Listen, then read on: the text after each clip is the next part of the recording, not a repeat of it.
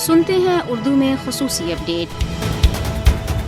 भारत में अब किसी भी मजहबी अक़लियत के लिए कोई जगह नहीं। मोदी की क़यादत में भारत एक फाशिस्ट मुल्क बन चुका है और मुसलमानों और दीगर अक़लियतों के लिए अब महफूज जगह नहीं रहा। मोदी भारत में RSS के नजरिए को बेदरेख नाफिज कर रहा है, जिसकी वजह से मजहबी रवादारी भारत से खत्म होती जा रही है। भारत में मुसलमान, ईसाई, सिख और दीगर अक़लियतें शदीद खौफ का शिकार हैं। मोदी के भारत में खास तौर पर मुसलमानों के खिलाफ जहर आलूद बयानबाजी अपने अरूज पर है और हिंदू तवा रहनुमा मुल्क में मुसलमानों के कत्लेआम का खुलेआम मुतालबा कर रही हैं। गुज़िश्ता दिनों भारतीय सुप्रीम कोर्ट के 76 सरकर्दा वकला ने चीफ जस्टिस NV रमन्ना को खत भी लिखा, जिसमें सुप्रीम कोर्ट से दिल्ली और रियासत उत्तराखंड के शहर हरिद्वार में हिंदुओं की 2 मजहबी तकरीबात में मुसलमानों की नस्लकुशी के लिए उकसाने का अज़खुद नोटिस लेने का मुतालबा किया गया। 2014 में नरेंद्र मोदी की क़यादत में BJP के इक़्तिदार में आने के बाद से खास तौर पर मुसलमानों के खिलाफ मजहबी मुनाफरत पर मबनी जराइम में बेपनाह इजाफा हुआ है। BJP भारत को अपनी अक़लियतों से पाक करने के मिशन पर है। हाल ही में भारतीय रियासत हरियाणा में हिंदू इंतहा पसंदों ने बरतानवी दौर के एक चर्च में नस्ब हज़रत ईसा के एक मुजस्मे की बेहुरमती भी की। भारत में अक़लियतों की ख़वातीन भी शिद्दत पसंदों की दस्तराजी से महफूज नहीं हैं।